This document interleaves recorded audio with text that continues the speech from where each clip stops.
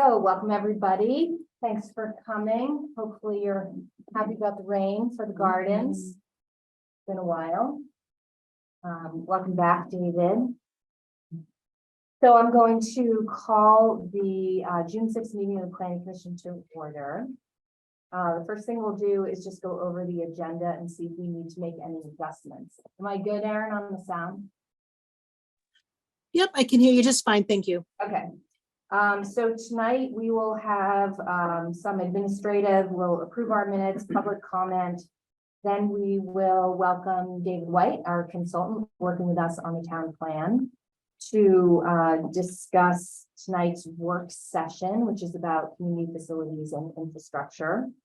And we'll also talk about the outline of the town plan. Since the draft now, I'm sure you're in heavy duty draft mode, and we are scheduled to have a draft here submitted to the Planning Commission by July 13th. So this is our second to last work session. Then we will allow some additional time for public comment specific to the town plan discussion. Then the Planning Commission will consider making a recommendation to the select board regarding a housing resolution that deals with construction targets for housing in Jericho that we've been working on with the Affordable Housing Committee for several months. Then we will hear a report about declaration of inclusion, the planner's report, some updates from Planning Commission members, and then planning our upcoming meetings from there. So does anybody have any changes or adjustments needed for the agenda? We proceed as planned. Okay, I'll also say it's a very full agenda. We have a lot to get done. So we are going to be quick and efficient as possible. However, not shortchanging any of our discussions. So if we need more time, we'll figure that out. Okay. Good. The next topic is public comment. So welcome, members of the public that are joining us tonight. Does anyone have any thoughts or comments to share with the Planning Commission? If you're online, if you would use the Zoom feature to raise your hand, and if you're here in the room, you raise your hand and I'll recognize you. Does anybody have any comments for the Planning Commission? Welcome. If you wouldn't mind, come up to the table where there's a microphone. And tell us your name. Yeah, it's Robert DeVos, I live over on Liaison Road. First, I'm not sure where to begin because I know the topic is infrastructure. So is it pretty much wide open on where we can go or? Yes, I'll tell you a couple of things. For this open comment, we ask that you limit your comments to 3 minutes, but you're welcome to share with us your thoughts. And then also after David's discussion, we'll have additional time for comments specific to infrastructure. So if there's other things that come up depending on what he presents, because we're going to be hearing it for the first time tonight too. Okay, all right. I didn't really prep for this. So that's okay. Is the clock running? I don't want to. It's going. I'll keep it for you. Okay, just real brief. I live over on Milo White. Several years ago, our neighborhood, which consists roughly between Ayers Drive and Milo White Road, there's roughly 16 to 18 houses. I'm not sure the exact count, but the bottom line is the one well that serves our community, our neighborhood, quit or whatever. So we were without water for several weeks. And basically the town, understandably, I understand, but they did nothing, no reach out, no concern. And in fairness, they weren't obligated to or something. As we probably all know, there are several water entities in Jericho, each function pretty much independently, serving different neighborhoods or whatever. So to try to make it really brief, my hope is that a small portion of the ARPA funds could be used, could be put into grants. And right now in our neighborhood, the state is putting the pressure on. There's yearly inspections, if you will, but now they're asking for a lot more. We have buried water tanks, we have equipment that's, been there for years and years, and it needs upgrading. And this comes out of the neighborhood, water bill, if you will, we're all billed once a year.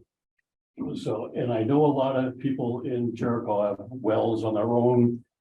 How you would adjust grants, if you will, if you consider that to them, that gets complicated. I know many people that have independent wells have no real concern for those of us that share wells or are part of different water entities within Jericho.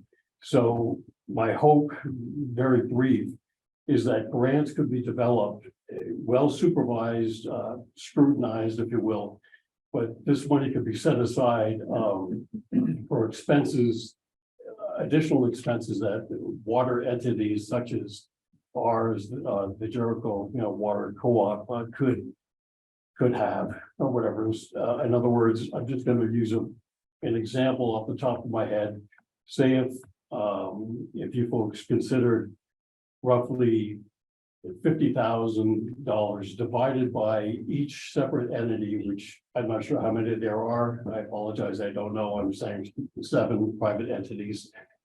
And then that money goes forward for needs, what we need to upgrade our water systems. And keep in mind, it might gone beyond the 3 was at the. That wasn't it, but yes. Okay. So I think we understand what Okay. your request Yeah, is. it's just, we have, there's no infrastructure really in Jericho. We're all working separate, but together, if I could say that, cautiously, I don't want to get that misunderstood or whatever, but if we could have money set aside for these projects, you're only going to ensure the quality of water for your neighbors. You're also going to ensure the value of our homes, because once these systems start to fail or we have problems and people in the neighborhood can only afford so much to spend, you're going to see your home values could be well affected. And that's going to trickle across Jericho. So it's an investment for each neighborhood. It's well supervised, it's scrutinized, it's grants for specific projects that need to be done. So I hope you would consider that. Okay, thank you. Are you able to stay for discussion this evening or not? I can stay for a few, but unfortunately, but thank you for your time. Let's wait and see if we have any other public comment. Do we have any other public comment, either in the room or online? If you're online, if you wouldn't mind using the raise hand feature. And before we do that, can you state your last name? The I was- minute taker didn't catch your last name. I'm sorry, it's a DeVost. It's a DEVOST. Thank you. Sorry. Okay, shoot, Eric, go ahead, I'll give it another. I think Bob raises a very interesting question about the town of Jericho and the fact that we are almost all on private or communal wells on that. And it dawned on me that in my community, we have a sinking fund to replace our septic tank when it goes bad, community septic. So perhaps what might be a good move would be, and this would be more on you than us, would be to propose that the town have a town-wide sinking fund to replace wells when they go bad. Which might be part of your property taxes that would then affect anybody in town whose wells go bad, because they go bad about every 20 years. There's now a town fund that came through your taxes, which would cover that. Something that if you want to bring it up to the select board, that's the appropriate body for that. Right. At town meeting, I did ask the select board if they could arrange a meeting with the different independent private water entities, and they agreed. Where that's going to go, I don't know, but the bottom line is I think it's an excellent idea, but the select board, the bottom line is they don't want to get into the water business. So if it starts here at the planning commission and then something is proposed, then they'll take a better look at it, in my view, but it's an excellent idea. I understand what you're saying. So, thank you. Okay, thank you. Do we have any other public comment? Just in general, we'll have other time for public comment specific to infrastructure. Okay, so I'm going to move on then, and thank you very much, Nice. Ask for a motion to approve the minutes of May 16th. Motion to approve. Sarah, thank you. Do I have a second? Second. Wendy, thank you. Any discussion or corrections or edits to the minutes? Okay, we approve the minutes. All those in favor of approving the minutes? Aye. Anybody opposed? Or abstained? Okay. Thank you. Now moving on to the next kind of bulk of the meeting tonight, asking David to come forward and give you the floor to talk about community facilities and infrastructure as it relates to the draft of the town. Great, thank you. Excuse me. I'm going to share my screen and jump right into this, because I appreciate there's a lot of ground to cover. So again, thank you for having me, and this is one of a series of work sessions with the Planning Commission around a variety of key topics that are included in the town plan and the town plan update. We have one more to go on June 20th, where we'll talk about the local economy. But tonight, the focus is on community infrastructure, facilities, and services. So this is a bit of a grab bag of topics that I put under this particular umbrella. But they kind of break themselves out in a couple of different things. There are things that are kind of physical assets, the infrastructure under the streets, whether it's electricity or water or wastewater, as well as buildings like town hall and fire stations and libraries and things like that, physical assets. And then there are operations and programs. Those are the services that may be delivered by the town or by somebody else that serves the broader community. And these are really the things that provide a really important backbone to how a community functions on a day-to-day basis. I think this is something I feel quite strongly about, because sometimes some of these things take on a bit of a life of their own. And that we really have to remember that this infrastructure, both hard and soft infrastructure, is created, it's located, it's designed and operated in order to serve the community, right? It's there to help make everything else happen, not the other way around. And this is particularly an issue when it comes to transportation. There's so much time and effort and money that goes into transportation planning that it takes on a life of its own. And communities find themselves designed around a transportation system, rather than the transportation system is there to serve the land use that you want to have in your community. So it should be organized and designed and operated in a way that serves that land use pattern.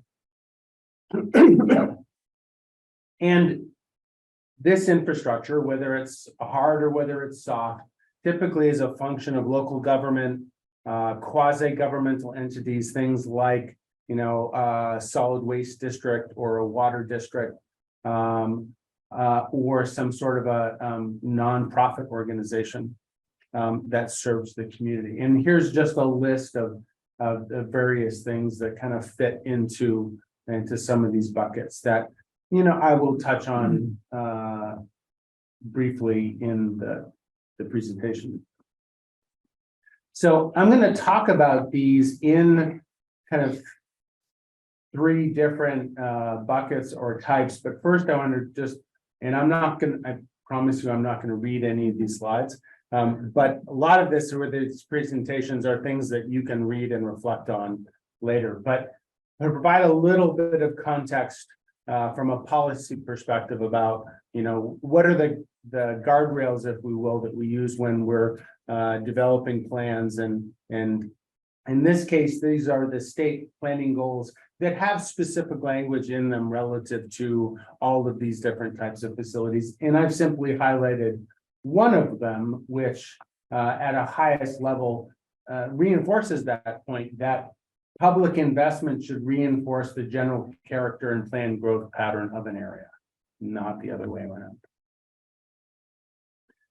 The town plan, these are the kind of broad overall planning goals that, again, when we think about infrastructure, we need to keep in mind, looking at an update of the town plan. Of course, a lot of these things are going to remain the same. These high-level objectives for a community haven't changed, and in my opinion, shouldn't really change over time, unless you have an area that you're really looking to change in a vastly different way.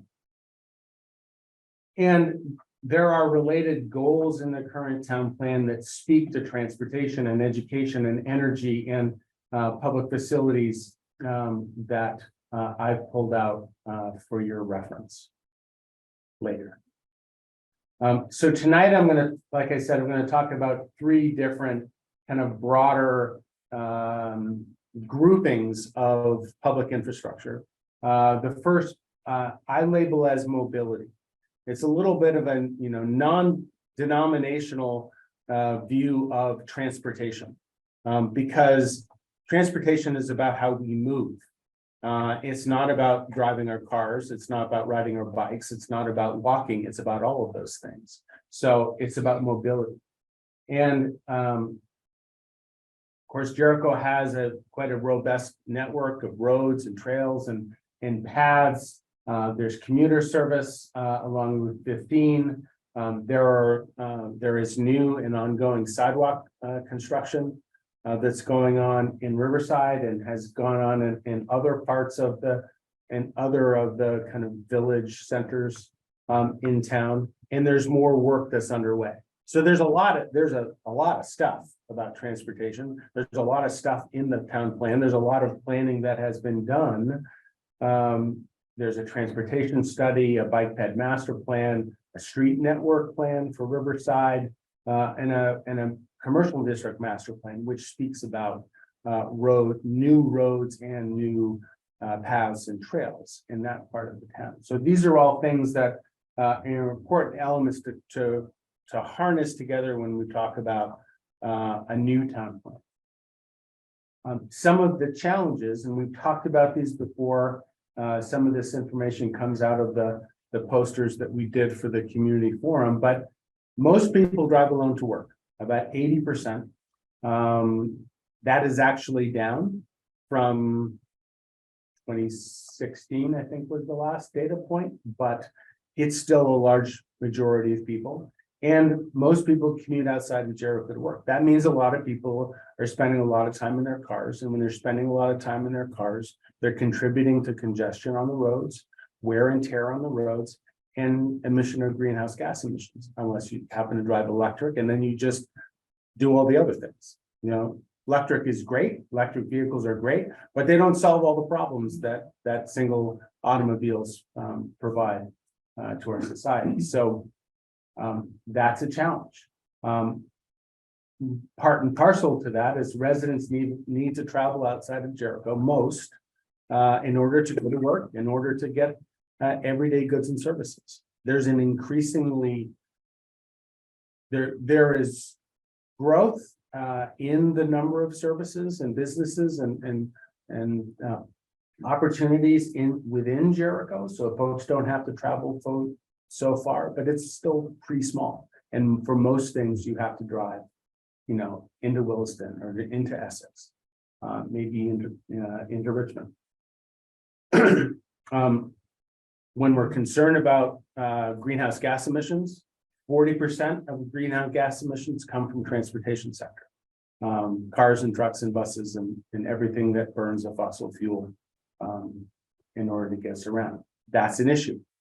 If we want to meet our statewide energy goals, we want to meet, greenhouse gas emission targets as a state, as a community, this is an area that we really need. We can't lose sight of. We spend a lot of time talking about generating solar power and generating wind power, but transportation is a big one that we can do some things about. The last point I highlight here, because it's an issue for some roads, not so much for others, but 63% of all the road miles in Jericho are dirt. Now, some roads like mine, Skunk Hollow, got paved a number of years ago because of traffic volumes. It's very expensive for the town to maintain a dirt road as traffic volumes increase. And there's increasing pressure then for the town to find alternatives. And that then creates typically a conflict in a neighborhood where there's a discussion about paving a dirt road. Again, it's not every road in town or dirt road in town where that becomes an issue, but it's those that provide important connections between places.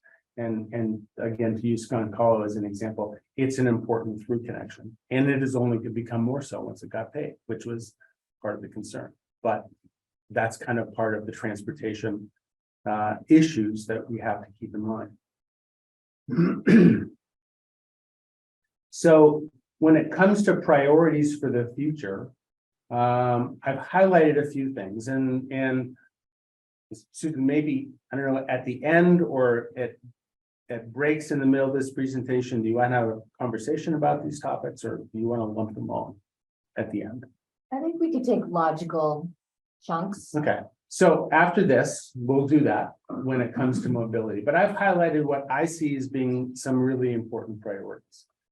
First is the creation and expansion of compact mixed-use development that can support people living closer to where they work and where they shop.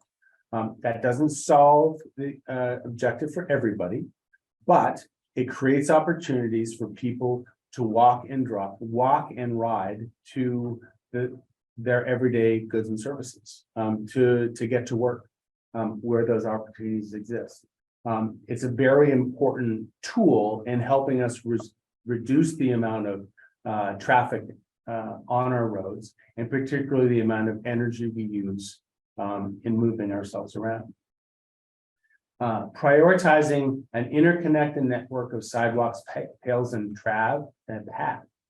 Sidewalks, paths, and trails for non-motorized mobility, especially in and around community centers. Now, it's nice for people to be able to walk and bike for their everyday goods and services, but it's also a very important element of how we kind of create and maintain a healthy community, giving people opportunities to be active as part of their daily routines. Again, rather than getting in a car and drive, you can walk and you can improve your physical and mental health as a result. There are, in some of the plans I mentioned previously, there are discussions of some new street and road connections. And I highlight a couple of examples here. The top is the commercial district master plan that shows a proposed extension of North Main Street, linking it back to Route 15 on the eastern end, as well as some possible trails. The image on the bottom is from the Riverside Street Network master plan. In both cases, these are places where there's a desire to create more interconnection of the street network, and for it to happen in a certain way. And these are things then that the town really should be taking a lead on, not waiting for somebody else to do for them. So highlight that in that these things are prioritized and advanced by the town in order to improve connectivity and diverse traffic flow. Road improvements, and that should really be any sort of improvements, streets and trails as well, but they need to be appropriate to the context. Whether it's a rural part of town or it's one of our village centers, the physical context of that place and what we intend it to be is really important, and that should define the scale and design of that infrastructure that goes into place. And using a tool like a design speed as a tool to help us prioritize safety. Often when the highway infrastructure is being designed, the focus is there's always an important focus on safety, but the speed of vehicle travel on those roads is not always paramount. And speed is probably the most important factor around safety and protecting life and limb. The faster vehicles are moving, when they impact with something else, the greater the trauma, and anything over 35 miles an hour is a significant impact. So what's the intended speed of vehicles to operate on these roads has got to be paramount. And that affects the design, that affects what it looks like and what it functions like, because we all know that when you're driving down the road and you have a nice wide road and a nice straight line, your speed just tends to go up. And you also tend to get a little bit more distracted about what's going on. But if you're driving through a neighborhood that has cars parked on one or both sides of the road, and the lanes are kind of narrow, and you have opposing traffic, and you have to kind of think about how you're going to get past one another, you're keenly aware of everything that's around you. Those cars on either side of you is called friction, and it's called friction for a reason, because it causes you to slow down, it causes you to focus. And those kind of design elements are really important in affecting our behavior when we drive on the road. The next thing is stormwater management, which is a big issue around the transportation system. When we build roads, we also build culverts and bridges and swales and things like that to manage the water in and around them. Those things need to be designed, they need to be repaired, they need to be replaced with a changing climate in mind.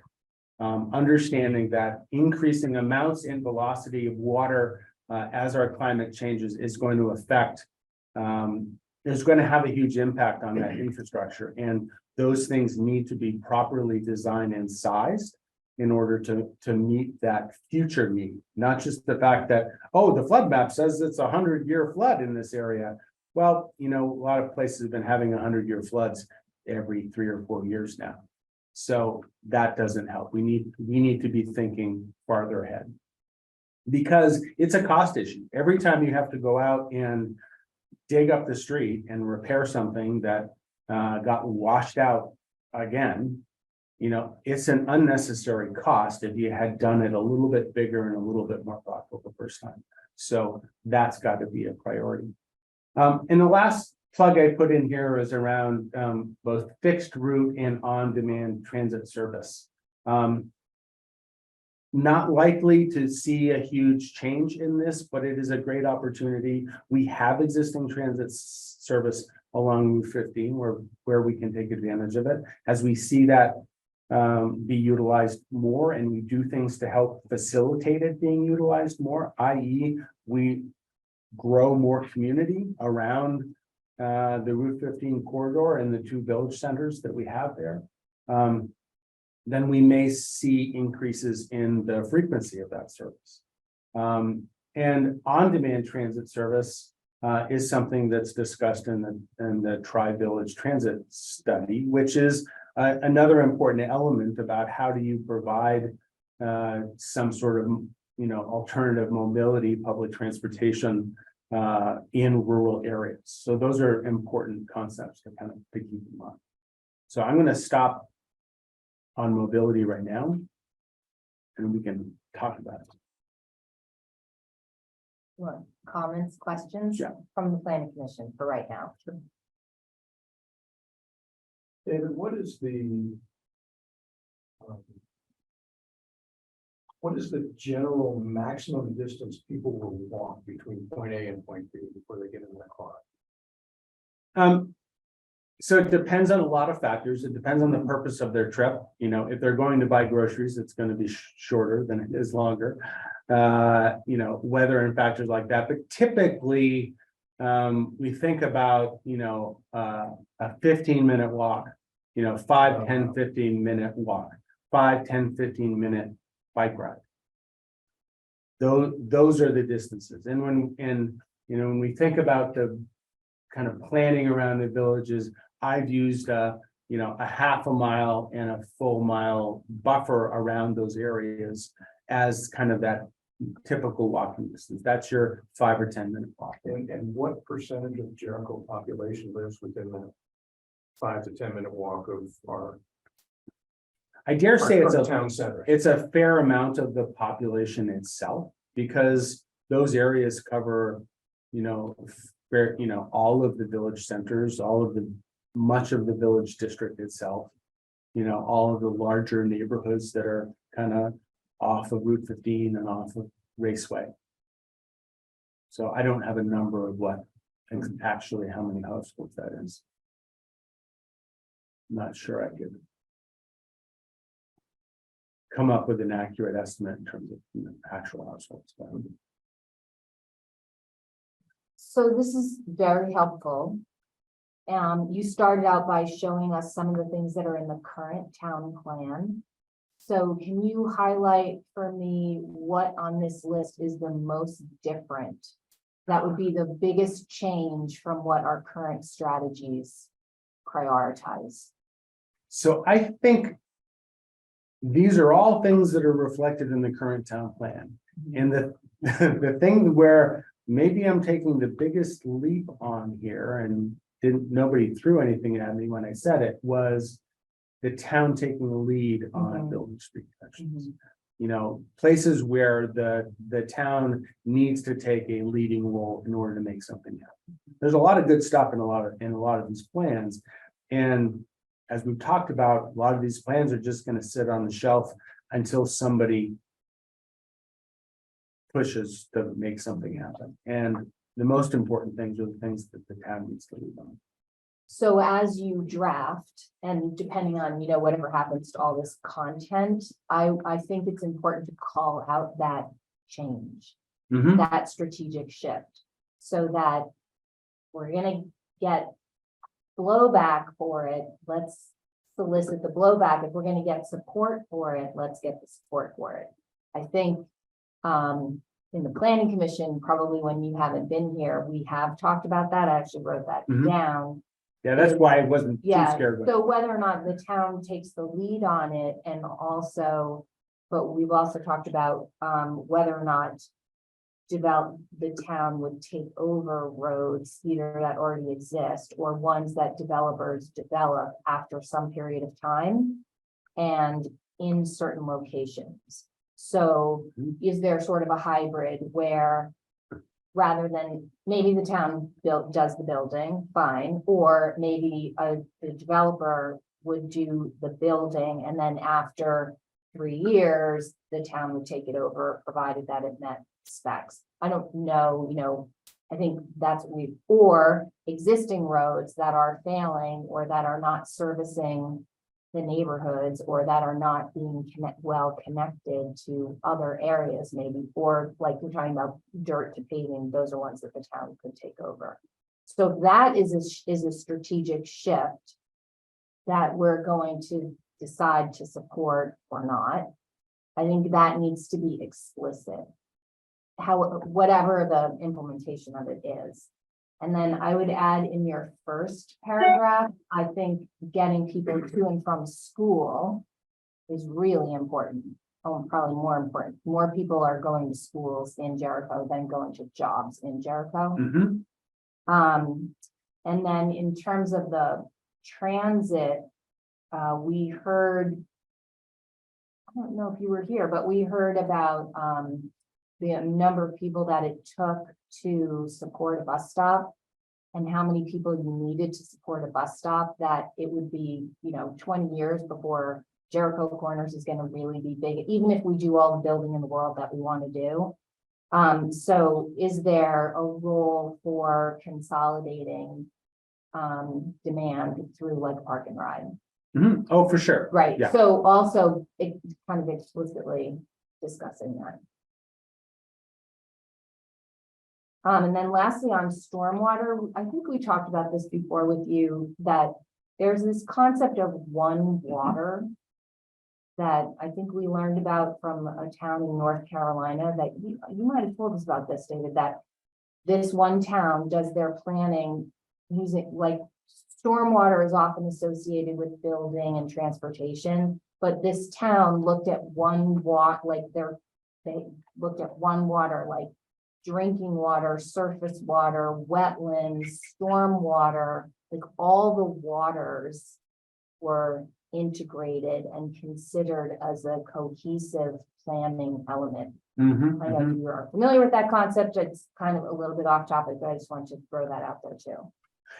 It certainly is a familiar topic. I'm not familiar with the plan you're talking about, but particularly in the plan here, when we're talking about the role of the natural environment in providing us with green infrastructure. So water is part of that green infrastructure, particularly in kind of thinking of it in all of those contexts. Whether it's, the babbling brook behind your house, or whether it's when it's, confined into a man-made channel someplace else, how water moves through and infiltrates in our community is got to be a holistic view. Right, okay. And that would treat wastewater from Right. your effluent as well, coming out of your septic. Yeah, you guys remember that? I make that up. No, you remember that, okay. Other comments? I would just emphasize what Susan said about the town's role. I think it can't be stated enough or strongly enough or boldly enough that the town needs to take an active leadership role in making this stuff happen. And I would like to see that translated into, when we get to that point, the specific goals. Yeah, if I could just add one more thing. Just conceptually, I love that you identified climate change as something to plan ahead for. And given, Susan, what you were saying, sort of what's different here? Like just anchoring the town plan, not just in the past, but in the, what can we anticipate the changes are that are coming in the future? Mhm. Right, because the town plan should be very forward looking. And I know a lot of the background and resources are gonna be what's happening now, what's the status now? All sorts of things. But it just reminded me of something that as we think about what do we want this plan to be, Susan, you hit two of them. One is strategic, right? Another is being really clear about what the town role is, as opposed to just all the great things that we could do for land use planning. And then the third, I would say, is really forward thinking so that we're prepared for what might come. So in a sense, I know we're going to talk about values at some point, but in a sense, those are the three values that I would think that we would want to use in shaping how do we decide what is most important. Mhm. That's my plug. Did you happen to put these in your opinion, in order of priority or? Sort of. Or? Yeah. I think for me at this point, it's gonna be helpful to see, hear the whole presentation and see what is the relationship among all the elements of the infrastructure. Mhm.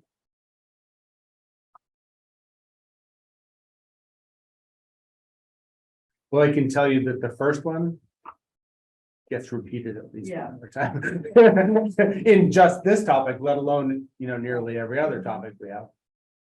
David, if it's all right with you, we do have people with their hands up, but what I would prefer to do is just have a short kind of reaction from the planning commission per topic, but then make sure we plan enough time.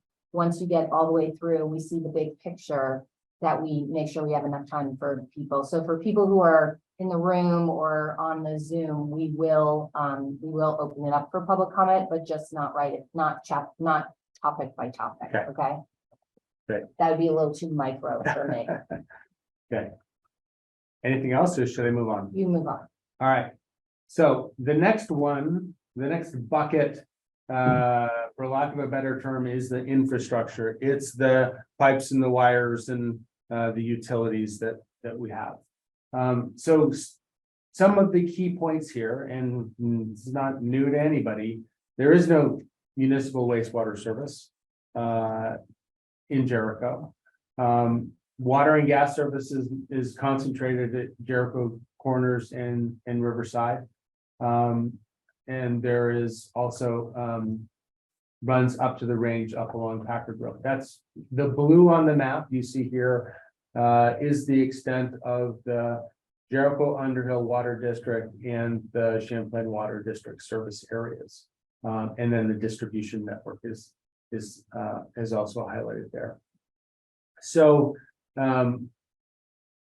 that is great, but that is kind of highlights part of the challenge here is that the lack of community infrastructure and particularly wastewater infrastructure is severely constraining our ability to create new and more diverse both housing and businesses in town that are affordable in the near our village centers. We absolutely have to have alternatives to on-site septic systems to allow us to build more things closer together in these places, as some of the neighborhoods are, but don't necessarily meet current on-site septic requirements, perhaps because the rules have changed since they were built. Water service improvements are also needed in some places to support new businesses and mixed-use development. So particularly water pressure for fire service in mixed-use buildings, as well as buildings that support businesses that are more heavily water-dependent users. So thinking restaurants and food processing kinds of businesses that use more water. Their demand is different than, and their wastewater demand is different than the typical. And if we want to see those kinds of businesses expand, flourish in Jericho, we need to make sure that the infrastructure is there to support them. And I'll just make a note about water service. Mr. DeVos was here to talk about some community services. This doesn't at present say much of anything about private wells, whether the community or otherwise, or community private septic systems. This is really focused on these public and quasi municipal service for utility providers, I'll say. So I'll kind of leave it at that, and you can tell me if that should be different or not. A couple of other things, and this is stuff that I've just pulled out from some of the sections of the existing plan as being particular issues, but weatherization is an important component when we think about energy use, but it's a slow process in existing buildings, and getting people to do it and providing the incentives necessary to help them do that at the time that they're going to do that kind of work.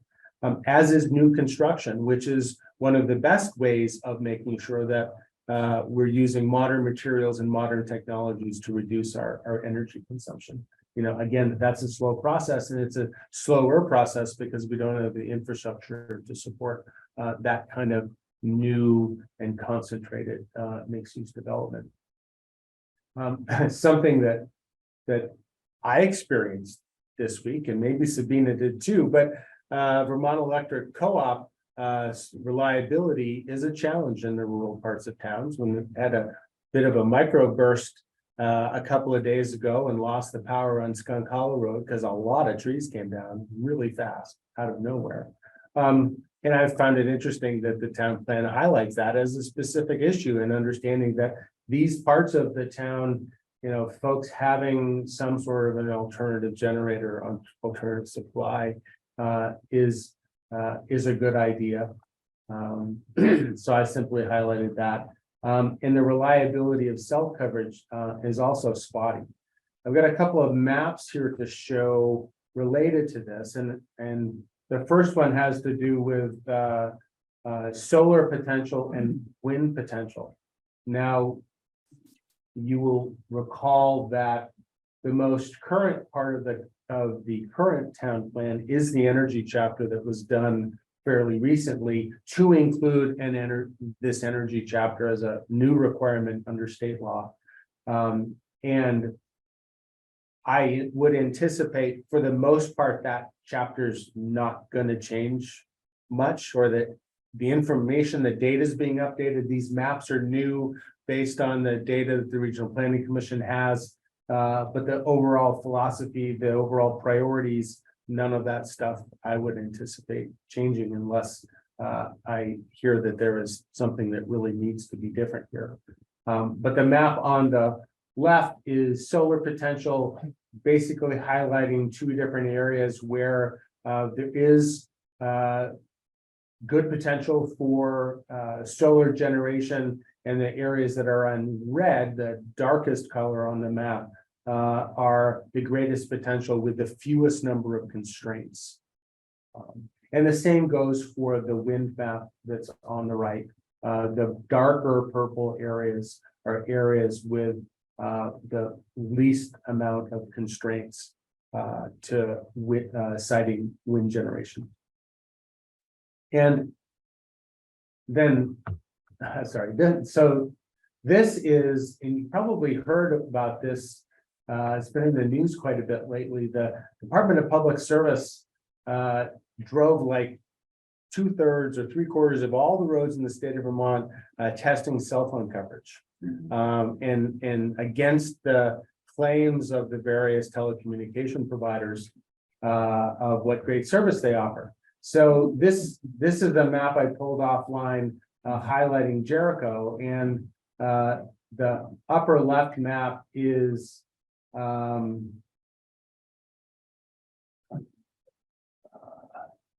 one is calls. So the one on the upper left is speed of the service when it was tested, and the lower map is the proportion of calls that were dropped, with red being the worst speeds and red being the most calls that were dropped or never connected at all. So you can see there are, particularly out Nashville Road, there are service challenges when it comes to cell coverage, which, you know, for more and more people is their primary, if their only means of help. Is the blank space no service? The blank space is areas that they weren't testing because it's not along a road. So no And- service. So, yes, there's probably some service there, but, you know, they were literally driving in their calls, you know, trying to place calls. With the understanding that for the most part, most people live within some proximity of the roads in the community. So I think that was some useful data. So priorities. Prioritize and facilitate the creation and expansion of community infrastructure in and around our community centers. So, Eric, you asked the question about how far people will walk, and I think you've seen parts of this image before, but the rings around the village areas are both a 5-minute and a 10-minute walk. And you can see for the most part, they cover a pretty large area. You know, if you're willing to walk, you know, 11 minutes, you know, you can get even farther. But these are the places in kind of increasing proportion as you move towards the center, where the priorities ought to be for the location of water and wastewater in public water service to support compact mixed use development. David, what's the, it's not like a circle, but it looks more like a polygon, like a, The hatched areas. yeah, That's an area that I'm kind of toying with, and I want us to talk about in a little bit more detail of, that's around the high school. So Mhm. that's kind of the intersection of Packard and Brown's Trace, particularly running up Packard Road where there is Champlain water, there is or will be Vermont gas, and that kind of all creates, you know, this again comes back to the point I made about infrastructure should serve the development pattern, not define the development pattern. And, you know, whether or not Packard Road is where you want the development to occur as a community, that's where the infrastructure is. So as a result, that's where that development is most likely to occur. So we can talk about that when we talk about future land use tonight. I would like to actually have a future discussion focused just on the future land use map, which I'll show you a little bit later.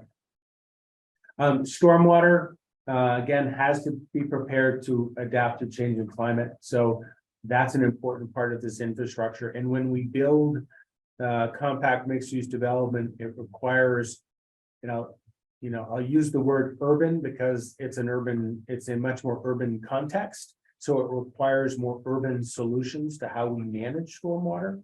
Not big urban solutions, but more hardscape in some cases than we would do in a very rural area. But again, it needs to be prepared for higher volumes, higher velocities.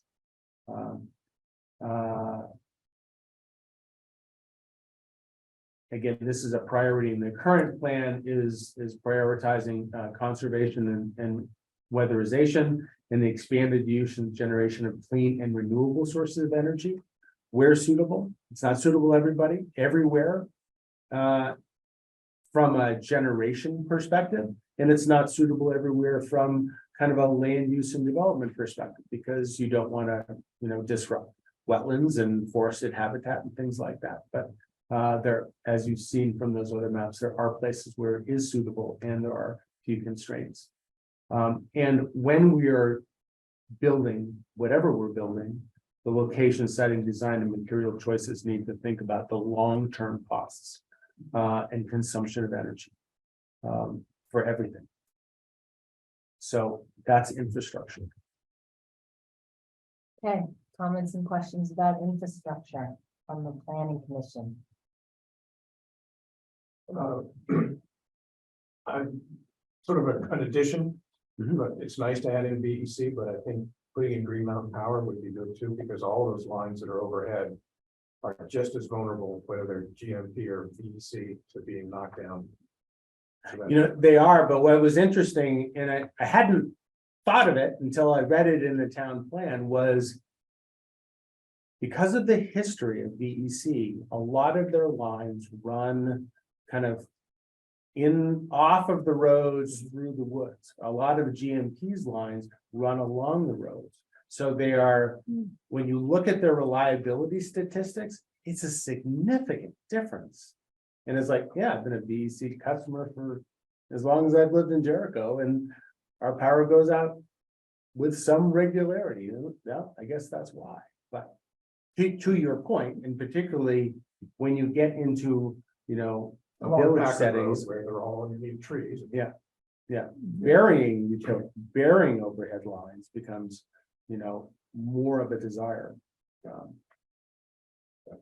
And I wonder if it would be beneficial on your wastewater map to sort of include on there where the community septic systems are, with the anticipation that if at some point we do get efficient wastewater for the town, we know where those community septics are, so we can tag those in and either treat them as part of the town's overall or as an additional source that would feed into the town's overall wastewater system. So I'm not sure, and I will investigate whether or not to have a good data source for those private community septic as well as wells. Maybe the wells, I've seen some data around Wouldn't the state wells, permitting Yep. database, Right. at least for newer ones? but as to whether or not they have them, mapped in such a way. It may just be a list. Do you know the Agency of Natural Resources online atlas? Mhm. They might have a layer in there. Have you played around with that? I have played around from both the Regional Planning Commission and the BCGI site. I'm not going to the ANR site specifically, but I will investigate those. Yeah. And Yeah. Our septic is licensed and we have to renew. I think they the have a license, so layer they're with Expected, I wells. think it's every year Right, for your homeowners. for the homeowners association here, and they do know what the capacity is of that system. They may not know exactly where it's located on the map, but they know that we have one and what its capacity is. Well, also, what about the village wastewater study? Isn't doing the whole town, but that would be a good data source for at least the village center Right. focused, And that's something I think we want to incorporate more directly, right? once it's. Actually, that was my question, which is, don't we need sort of like a big placeholder on this list for feathering in the results of the wastewater study? Which won't be done by the first draft of for July, but potentially would be done by the time the town plans go into the select board. Yes, but we know that the priorities are in and around these village areas, and that takes us the next step to how more precisely where that might work. So to the extent to which we can pull from that kind of as this process moves forward and kind of utilize particularly its final recommendations in a final draft of the plan, absolutely.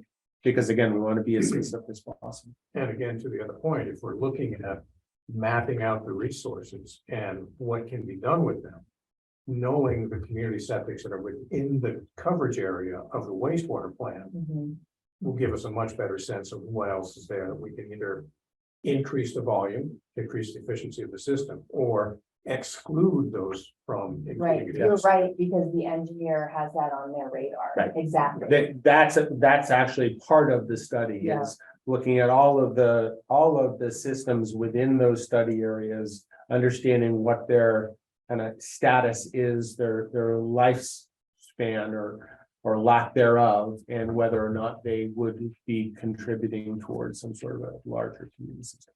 So a lot of that data is part of that study for sure. That was sort of the nitpicky stuff I had earlier. Otherwise, I think we're on target with everything. I would like to see more about wastewater as the infrastructure push that we have to have, Mhm. because so much else of what we want to do as a town can't be done without it. Absolutely.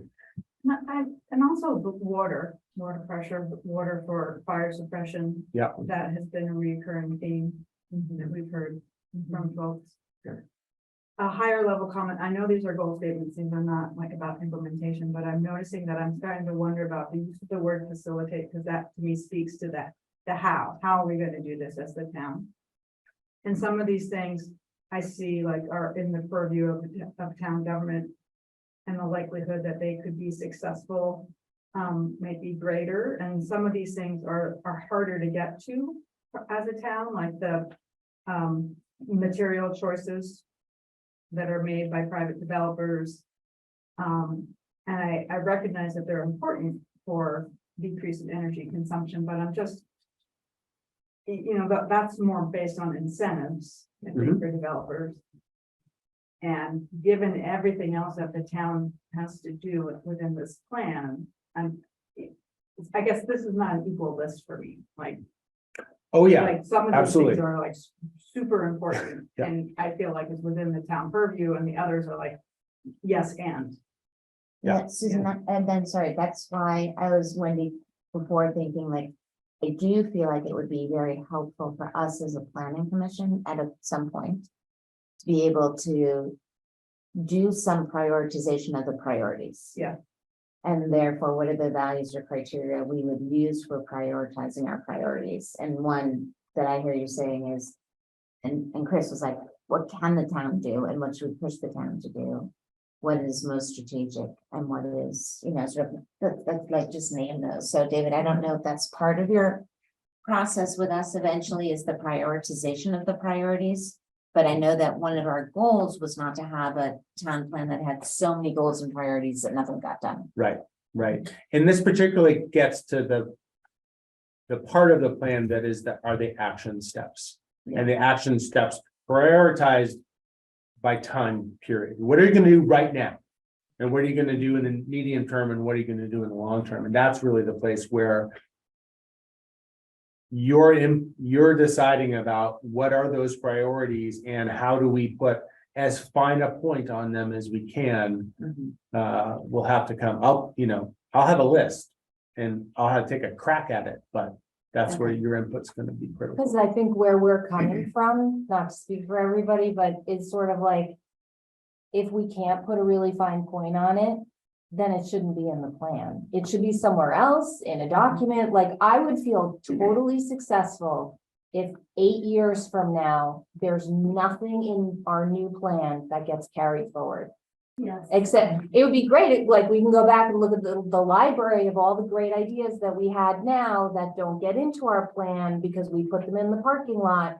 We put them on the queue, but our plan is short and actionable and is not, I know continuity is so important in planning, but I'm kind of like want to swing the pendulum the other way and be like, we don't need continuity. We need what's new, what's different, what are we gonna do? Everything else is resource information. Everything else is volume 2 in your mind, or some other library of material, but not necessarily coming along for the ride with the plan.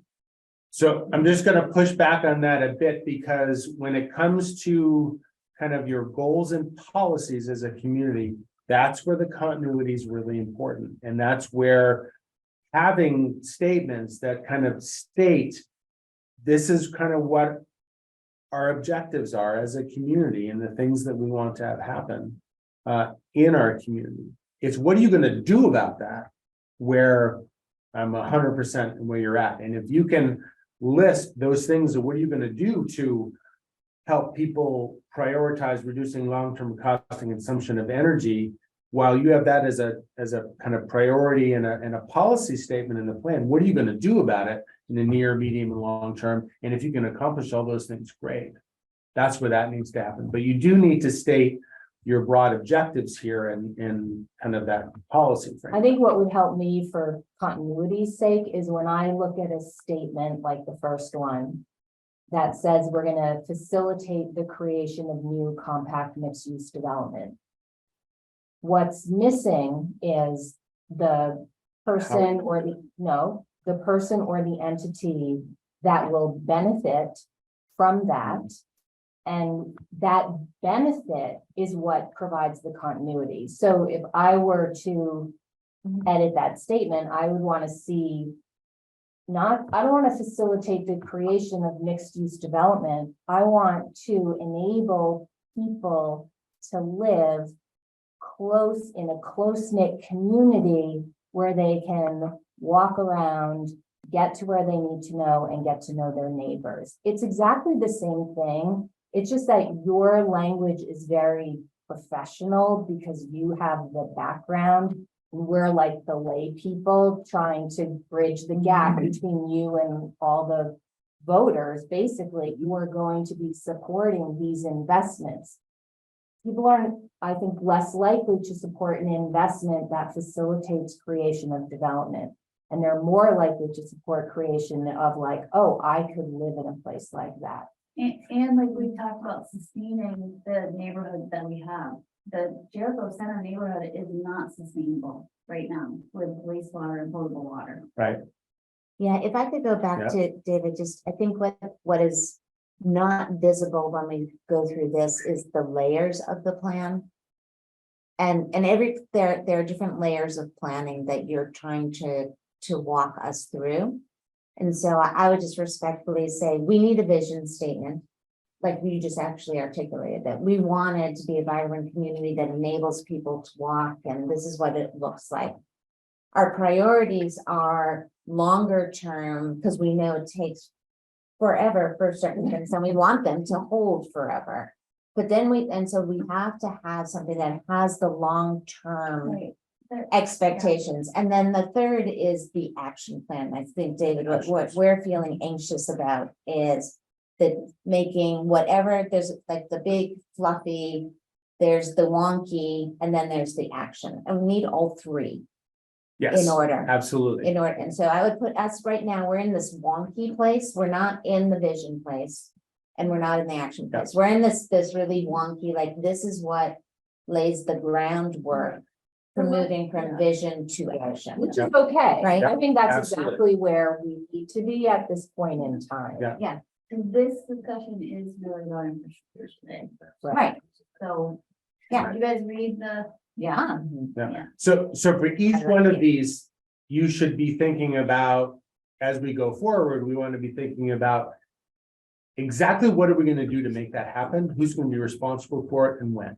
Right. Mhm. And like Wendy said, if it's not gonna be on the town's list, then I think we have to ask ourselves, should it be in the plan? Unless we are gonna develop incentives or have, zoning benefits or tax benefits or some other policy benefit, then great idea, but maybe it's in a different part. Yeah. Well, if it's not on the town's list, and we believe it should be, then it's our job to make sure it gets on that list. Right.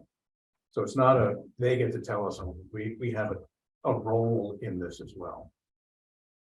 Of saying this is what we think should happen. Oh, yeah, that's totally what I'm. got out of that, What's yeah. our third category, David? We put things on the townships that may not be. I think it's coming. There's one more piece to this. And I would call it education and community well-being. Oh my God, are those your kids? They are my kids. I just thought it was a great picture of the sign with little kids in front of a school bus. This happened that was a long time ago.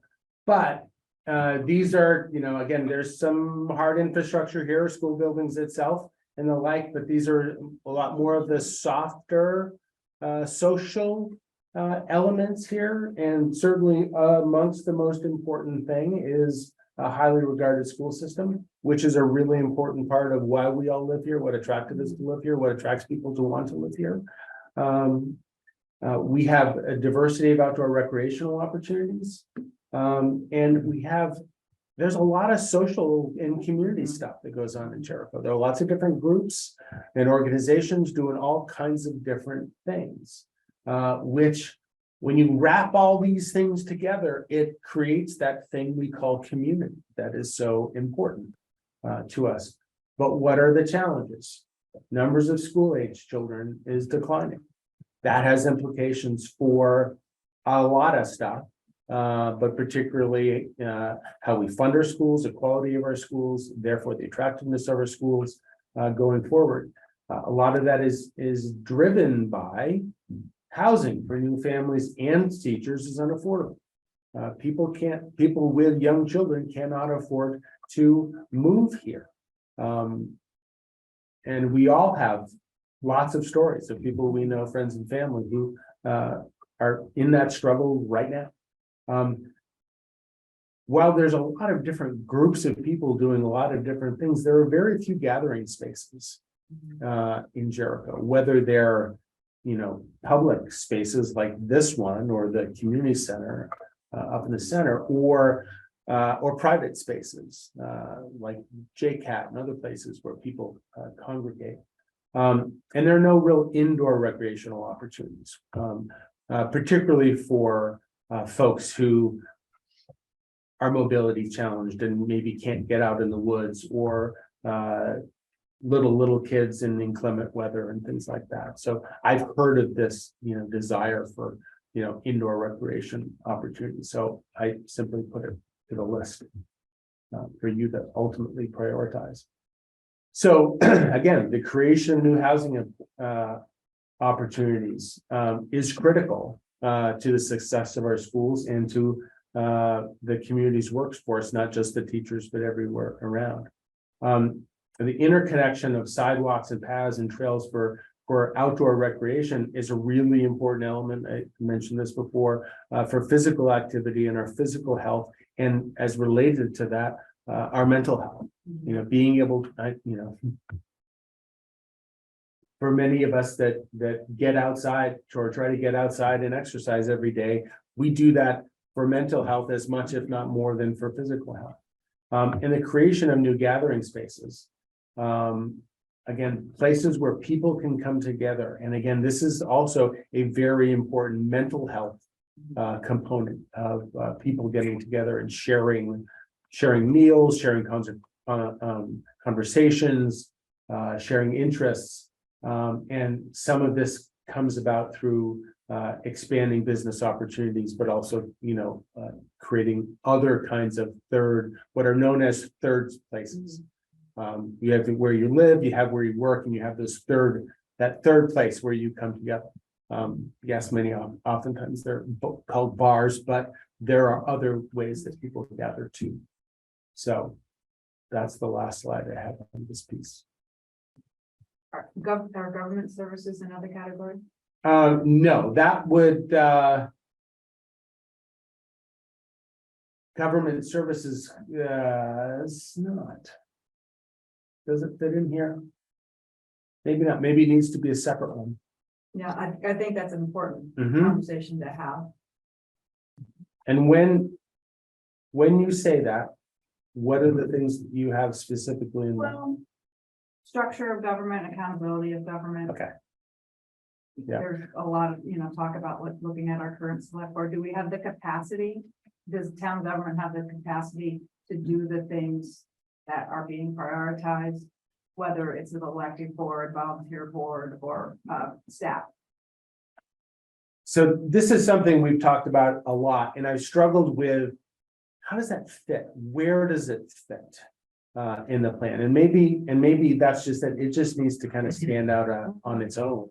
Yeah. Can we table that for a second because we have a separate topic around the outline? Yeah.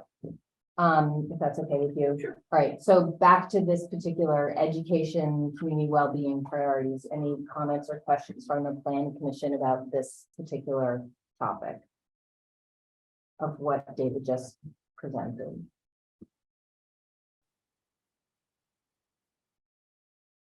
Well, I guess for me personally, like the creation of a new housing opportunity is affordable and missing middle, like it's just, that is like the top priority, it just should be in bold, a bigger font. Yeah. It's not equal to creating new gathering spaces, although I know that's important, but that's so important. I have to chuckle when you say that, because the more I think about this and the more I kind of talk to myself about this, I kind of come to this place where, aside from keeping the lights on and keeping people safe, there is no higher priority of anything that the town should do over the course of the next 10 years, but figure out every possible way it can to build housing. Period, the end, stop the presses on everything else. Yes. But Yeah. So you're done with the plan. right. But a plan can't just say I know, that. Right. So, but, But to that point, I think it's important to emphasize the declining school population, because that has a real financial impact on everybody currently and in the future in a variety of ways. But that is, I think, a major piece of leverage for the town contributing money, real money to the housing solution. yeah. Do you know of a source of where that is clearly explained, and where somebody has kind of clearly laid out that argument? I know someone who could, Mhm, Edie Granning. mhm. Okay. If I could jump in, just going back to I know we're not talking about the organization of the plan. We are not. No. We are not. So are you about to do it? No, we're going to a minute. Right, no. I actually, what I'm going to speak of though is I can see how every other part of the plan fits in these three objectives and these three priorities. And it speaks to what we care about. I think the piece that I don't know what there's something about the last one that I want to be a little bit more robust about the opportunities for social interaction. And because there's a piece there, I was thinking, as we talked about young families, there's also our aging population. Mhm. And if we're thinking ahead about the kinds of making Jericho a place where people can age in place and with healthy and supported and in a community that they love. There's a piece in that last bullet that's there that to me would speak to what we're trying to create for ourselves. And that would then feed into why we need certain social services or why we need certain connectivity and why we need businesses, but there's something there, and I don't have an answer, but it really feels to me like, again, that your question, Susan, about like, who's it for and why? I want to make sure that we are recognizing, we have a lot of people who want to age here and want to age here and with their families and with their grandchildren and all of that. And then we need to create those times, those places and supports for that. No, I think that's a great point, and there is a whole chapter, if you will, just on housing, where a lot of that point gets made, but I think, and also appreciating that you have to have the infrastructure, the Right. supportive infrastructure for all of us Right? that, are looking to age in place. Right, and your mention of having indoor spaces fits here too, because as people become less mobile or more tentative with changing weather patterns, indoor gathering is really important. I think I agree with everything. I wonder if it's appropriate to add in events. It's not just enough to have the space. You have to have a reason to go there. Yeah. Yeah.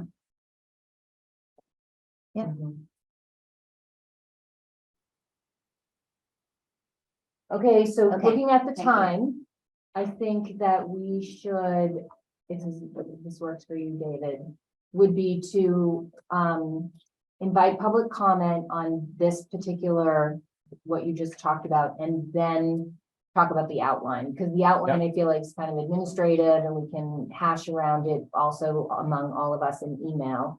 And also say the planning commission, we have the luxury of, you can email David, you can talk to him on the phone. This is not our only opportunity, but for people who've joined us tonight, I want to make sure we have enough, we give them enough opportunity. So I'd like to allow like at least 10, 12 minutes now for discussion with people who are here.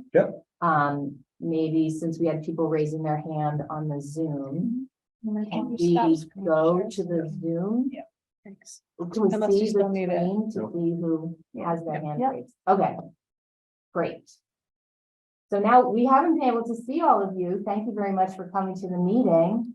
And I'd like to invite you guys to react to what you just, or ask questions about what you just heard. If you wouldn't mind trying to limit your time to talking about infrastructure as it relates to the town plan, as David just outlined, which is mobility priorities, physical infrastructure, education and community facilities.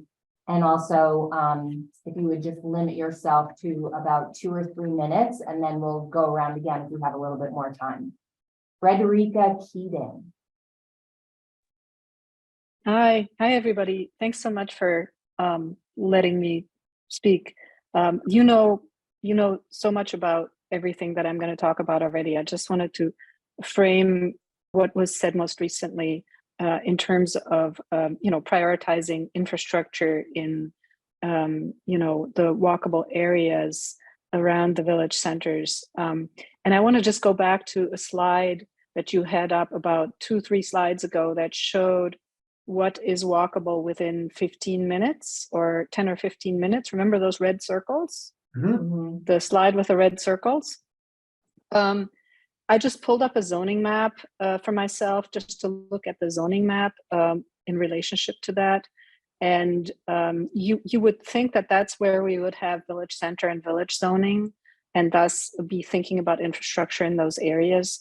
But you would be wrong. If you look at the zoning map, that's actually includes a lot of 3-acre zoning and 10-acre zoning.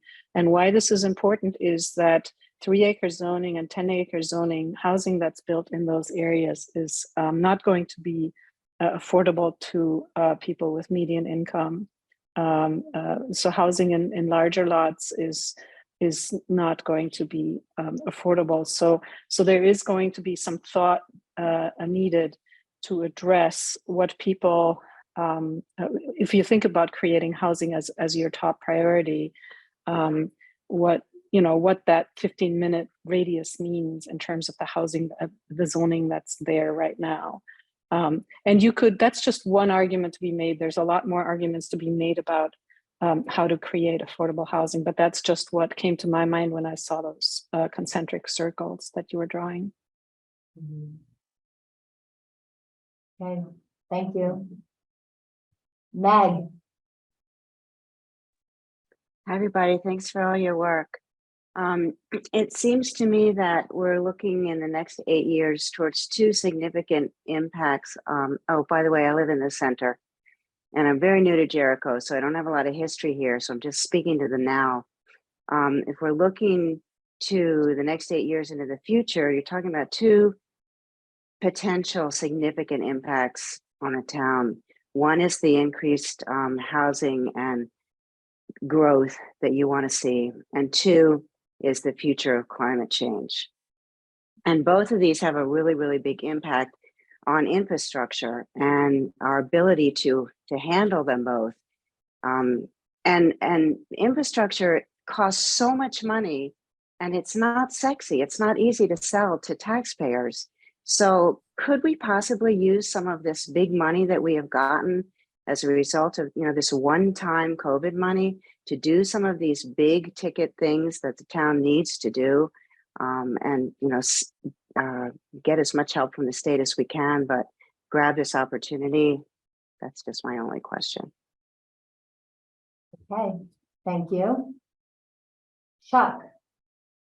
I'd like to see an additional infrastructure category, and that is the town capability. It's a legitimate form of infrastructure, and to get what we want to get done, we need skills that we don't have now in project management, public-private partnerships, public finance, development of funding sources, acquisitions of the rights of way, contract management, financial projections. We don't have any of those as real strengths in the in the town. All the towns around us have some form of sewage, but Jericho, except for Underhill, which is has the same sort of lack of town infrastructure. But to get things done, we have the same town government that we had 50 years ago, 60 years ago. We have a town administrator and 3 select board members and someone in planning and someone in zoning. That's what we had 50 years ago. And I think we just need to step up and say that is, that's infrastructure.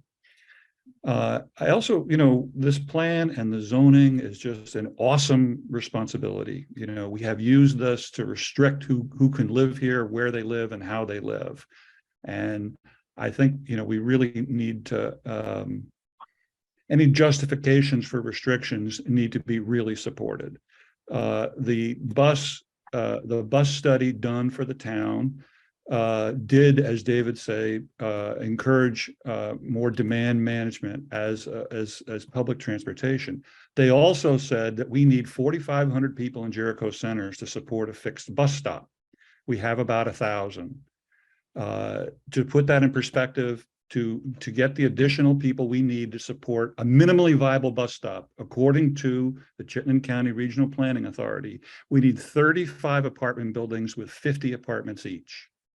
So if we're talking about plans for a fixed bus stop or multiple bus stops, we need to have a parallel indication that we need this many people to make it happen, and we're going to need this many apartment buildings, and this is the density we need to make it happen. Otherwise, I think we need to be leaning into the more distributed system that has been recommended to us by the experts that we hired to develop a plan. The shortage of school children is unique to towns with our zoning in terms of Chittenden County. The school systems in Fairfax are busting, wide open. In Cambridge, other towns, Bolton is saving the MMU school district. Towns that have not prevented young families from coming here. This is a self-inflicted thing. It's not something we have to passively accept. Little children don't live in big houses. And we have restricted, we've restricted Jericho basically to suburban sprawl, big houses on big lots. That's why we have a shortage of children in the school systems. I'll wait till I can come around again. Thank you. Okay, thank you. And Susan, I just want to say I really support a lot of what you said earlier. Whoa. Thank God. Okay.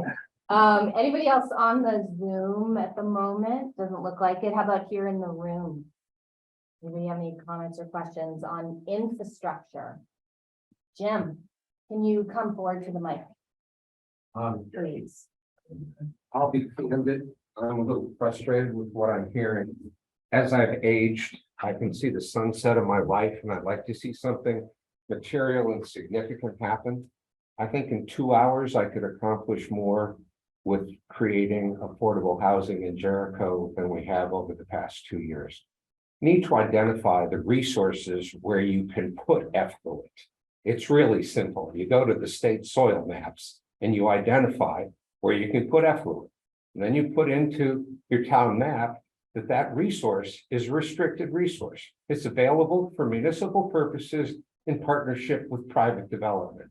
Get your checkbook out and start buying easements to be able to create small scale ground-based sewage treatment. You're never going to put a municipal wastewater system in Jericho that distributes its wastewater into a navigable waterway. That is done. It's one of the worst things that we've ever done, because if you put bad stuff into the water, it's going to end up in what you're drinking. So we can move the needle and move it significantly. Off of Morgan Road, the developer has just built a single common septic system for 9 houses because it's a lot less expensive than distributing all that sewage and all that infrastructure over the very difficult terrain where those 9 houses are. You can find anything you want to know about any existing septic system that's been built under the state wastewater code in the state wastewater database. You can go to anything that's got a homeowners association, Google the address, and find its wastewater plan. The town of Jericho has a big wastewater system for all of its schools. All of the homeowners associations have wastewater permits. You need to create a town wastewater czar. They know how to treat it, they know where they can treat it, and the town has the magic sauce that none of us private people have. They own the interconnection right-of-ways. So now the town's a developer. They got 380 grand invested to Railroad Circle, but there's no sewage there. So they have to take their right-of-ways and identify where they could put water after they treated it. You can take gravity, bring it down to a pump station, and then treat it, because Vermont has now, almost 15 years ago, created creative sewage treatment systems. And if you Google Arenco Advantax, it's one of the greatest things you can do because it uses aerobics to treat wastewater. I implemented it almost 20 years ago on the lake, because the worst thing we can do is to put more water that's treated into the rivers. And I'll end this conversation. Do you know how Burlington improved its environmental conservation and treatment of its wastewater systems? Because its wastewater systems, like many, have infiltration from stormwater, but in Burlington, they specialized it. They plugged the stormwater system into the wastewater system. So every time it rains, its municipal sewage system gets flooded out. And instead of going back and fixing the infrastructure, stopping the infiltration from the flawed pipes, separating the stormwater from the sewage treatment system, do you know what the geniuses in the state of Vermont did? We extended the discharge pipe 1 mile further out in the lake, because the solution to pollution in Vermont is dilution. So looking to the state of Vermont, any of your large municipalities to solve any of these problems, all you can look for is to find how not to get it done. The private developers and the people who have problems solve this. Chuck said it, public-private partnerships. You have a model on Morgan Road. You just permitted 9 upscale houses that start around 600 and probably go up from there. But they put 9 large homes into a common septic system. Within 6 months, the town of Jericho could do the identical thing for their 2 railroad circle projects. They could take all these little circles that they got and say, oh, the Rivers' property. Ever hear of that? Fabulous sands and gravels. It could take all of the sewage from Jericho Center and solve the polluted well problems. But you got to create, as Chuck said, organization, leadership, finite description, and get something done. Okay, thank you, Jim. Anybody else? Right here now, otherwise. Chuck, I'll give you 1 more minute, but then we have to move on because we still have a whole nother topic with David White.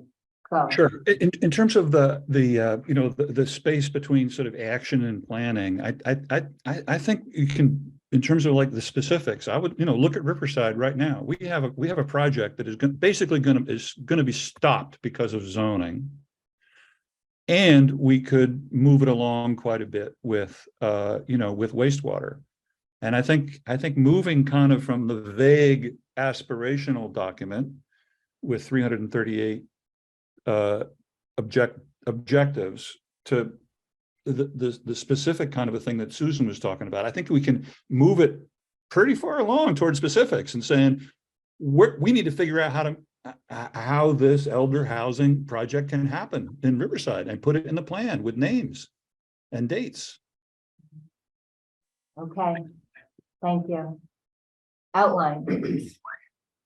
Okay, just I do want to sort of pick up on what Jim was saying about tagging into all the community septics that are out there. It's a resource that if we don't take advantage of that, we're hurting ourselves. Yeah, so I think you made that point earlier on.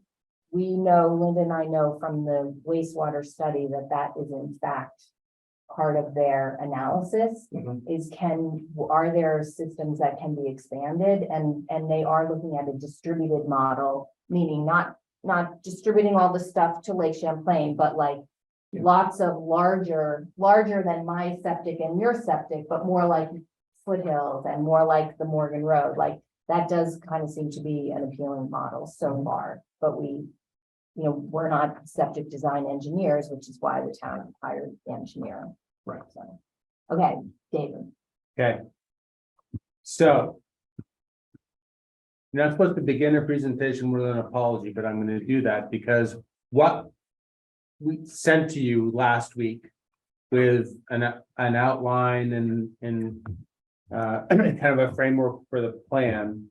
I was telling Linda and Susan that I had a lot more thought, maybe a bit of an epiphany over the weekend that I think hopefully brings us to a clearer place about how these different parts of the plan kind of fit together and work together.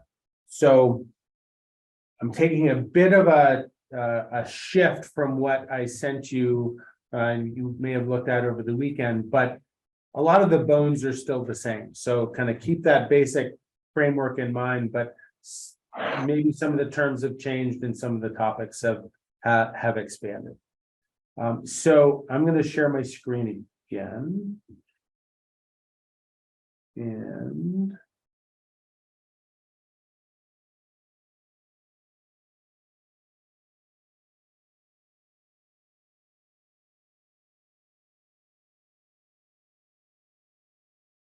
so starting at and this may have been one of the slides that you got, but so overall looking at how I would envision or how I'm envisioning this plan to play out. We have talked about quite a bit, and I'll just kind of summarize it here. The plan, we begin with the plans in 2 volumes.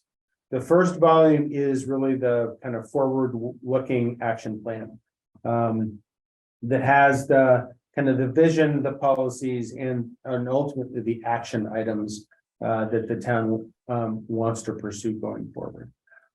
This volume 2 is all of the background data and information, much of this taken right out of the existing plan, updated. A lot of the reference to a lot of the existing plans and studies that have already been done that still have relevance going forward, maps and appendices. So volume 1, volume 2. Our focus here is volume 1. What does the first part of the plan look like? My goal in all of this, and we'll see if we're able to achieve that, is that this part is like 30 pages long. It's pretty concise, and is easy for folks to kind of comprehend, get your heads around, and most importantly, really understand what are the priorities here. What are the most important things that the town is going to pursue? With that said, then, there are 4 parts to volume 1. First is kind of this broad community vision, and I'll talk about each one of these in a little bit more detail, and interlocking themes that kind of provide the kind of broad framework and sense of values and priorities that kind of guide the rest of the plan. The body of the plan itself, which you'll see here, now has 4 sections, not 3. A future land use plan, which then takes a lot of this stuff and places it on the ground, or at least the broad outlines for what kinds of things happen where. And then ultimately the implementation plan, which takes all of the actions, who's going to do what, when, where, and how, and prioritizes them into short-term, medium-term, and long-term actions. And that's kind of the key component here to being really clear about what are we actually going to do first. So the community vision, this is just kind of an example of it, but it's, the town plan has a broad vision statement. This is largely it. I may have tweaked some of the language and moved some things around a little bit for organizational purposes, but that's the idea, is that there is a broad vision statement for the town as a whole going forward over the long term. The next component of that, then, this is what I have referred to in the past as values, and I'm not sure whether the term values is creating confusion or not. But it's the notion that these are kind of some of the basic principles that are important to the community, that really weave them with their way through every other part of this plan. And they help define what the priorities are. They help define what the guardrails are on kind of the decision-making process. When there's a conflict or a question, these are the kinds of things that we look to help discern, well, it says this is a priority and this is a priority, but there's some conflict between the two. Can we use these concepts and these tools to help us parse them out and decide where to go first?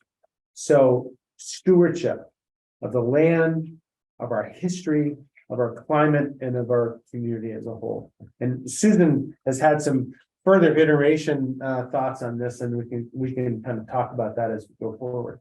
But community, and this is the diversity, equity, and inclusion language, really. And that said, seeing the diversity statement that the DI committee came out with, it. Did you say that's on your agenda? It's on our agenda. I don't know that we'll get to it. So whatever that is, if it's Yeah. not finished at the end of the day, that ought to be right up here in the front of it, right? It's a guiding document. Sustainable and adaptable. This is getting into the decision-making process and the planning process, that we are thinking of the long term. And we're also thinking about how different things fit together. That's the comprehensiveness of our decision-making. It's not just, we're just going to build housing, but not appreciate that, infrastructure is an issue, and there are places that you can't put infrastructure and can't. You have to think about how all these pieces fit together. And that we're prepared for change. Change is inevitable across our climate, within our community, across within our economy and across our community, and we have to be prepared for that. That's really, being forward-looking, understanding what may or may not be coming at us, and being ready to adapt to that. And then the decision-making process itself, being well-informed, we use good information to guide decision-making, and that it's transparent. And I'm going to go a little bit out on a limb here with this comment, that the process is open for all to observe and participate where and when appropriate. I include that final statement there because it's not always appropriate for everybody in town to participate at the minute level of detail in every decision. That's why you have an elected town government. The select board, now and in the future, they are elected by the citizens of Burlington, of Jericho, to make decisions and to make hard decisions. And that decision-making process needs to be transparent, everybody to see and how it works, but not everybody's opinion is going to carry the day. And at some point, they just have to make a decision. So there are limits on that, how much everybody can get involved in the minutia of every decision at every step of the way.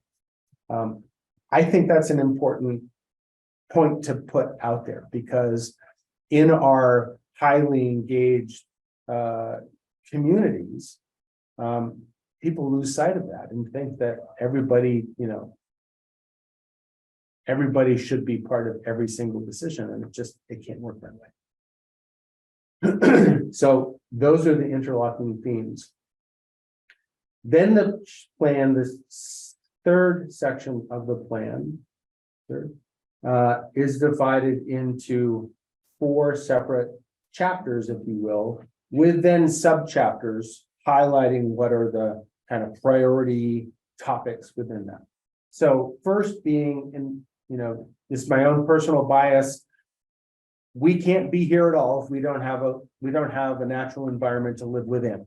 So I always start with the natural environment. So protecting our environment, the natural systems and services, that's a lot of water. Those systems are essential to how we sustain life on this planet. So that's very important. The integrity and diversity of the habitats, and how it provides a natural playground for our community. Providing housing choice. The key to building more housing is providing choices for a wide range of families at a wide range of incomes and ages and locations. You're never going to meet the needs of everybody if you only build one thing. The Model T concept didn't work. That's why we have so many different cars today. So we're creating options for all income stages in life, household types.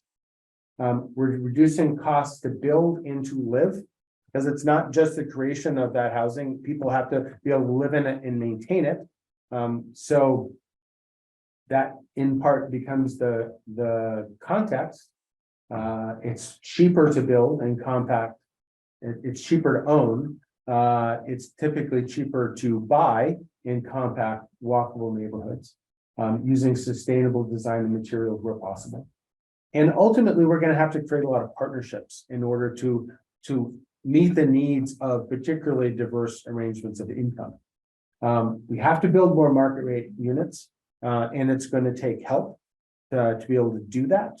Again, partnerships, working with the development community, the builder community, private property owners, and as well as working with nonprofit housing entities to create that long-term affordability. So those are the priorities. And again, in thinking about these things, then when you highlight, then what are the priorities that we talked about, like under the infrastructure section, then we'll finally get to, okay, exactly what we're going to do. We need to make as specific as we can these types of changes to the zoning regulations in order to make those things happen. I can list 3 or 4, right now. Maybe we want to list more. But as an example, growing our local economy, conserving and supporting working lands. We have a lot of working land out there. Much of it is lying fallow, just being brush hogged once a year. But it remains an important resource for the future, to have more agriculture in our community in one form or another, and supporting the farms and the businesses that are working the land by creating spaces where those products can come to market, where those products can have value added to them, and be sold in the community. Fostering entrepreneurship, again, creating places where people can establish new businesses, can grow new businesses, get the business out of their basement. This is Showman Diamonds here. Here's a great example of having a place to move these businesses that have grown beyond the confines of a household kitchen or a garage, but want to stay in Jericho and should stay in Jericho, and building those vibrant urban centers. And then finally, making the connections. That's the second we were just talking about tonight. Mobility, infrastructure, education, and community well-being. And I totally get the point about government being a component of that. So 4 chapters with sub areas then for each one of them. Each one of these kind of has its own kind of vision and goal statements to go along with it, along with the narrative that describes these various priorities, these topic areas, and lists a number of priorities. Specific actions don't get highlighted here because they come at the end. So the next part is future land use. So a description of 3 different parts of town in kind of broad strokes, areas where we want to see more compact mixed use development, areas where residential infill would be expected, and areas where we're really looking to, the priority is to conserve natural resources and working lands. This is not the town's zoning map, but it's built on the town's zoning map. It is intended to inform a future zoning map as it evolves. A future land use map should not be a zoning map, because the zoning map is static to that point in time. It needs to be more conceptual and more visionary and more forward-looking. So that's what I've tried to create here, with the 3 villages and the commercial district highlighted in the darkest red as being the highest priority of place for compact mixed-use development served by community infrastructure. The concentric circle around that is a 5-minute walk from those places. And then the orange circle is then a 10-minute walk from those places. So kind of as you move farther and farther from those centers, the priority for that and the degree to which there's infrastructure and mixed uses and compactedness dissipates. And then you've got yellow for what are the residential districts and the conservation and forested areas. A couple of things that are on here that are new and different are, I mentioned this before to Linda's question, the area around the high school is an area that is served by infrastructure. It's an area that is likely to be served by more infrastructure. And it's a place where we ought to be having more of a conversation. And we have had some conversations about perhaps do we do differently there. And I don't want to necessarily have that conversation tonight, but I want to, as I said, at a future meeting, let's talk about this specifically. A couple of other places I highlight here, just as an FYI, open farmland along Lee River, particularly along the southwest side of Lee River. If that's an area that can be kept open and its development potential can be transferred someplace else, that would be an important thing to have happen. As well as then a large block of contiguous forest habitat between Skunk Hollow and the center. That is likely to emerge as part of some of the natural resource data updates that the conservation board is working. Okay, I think we need to stop here and just ask the planning commission. So this is a little bit different than what David sent us. Maybe if you could go back to the previous slide. Yeah. And you want comments now, but also people can think about it more, muse on it a little bit more, and give David feedback through email or calling him. But I would like to just get kind of a read of the room. Yeah. Are people feeling better about this? Is significantly different than the outline we looked at 6 weeks ago. If what's missing, what strikes you as like on point, other ways that you had imagined that maybe it would be organized.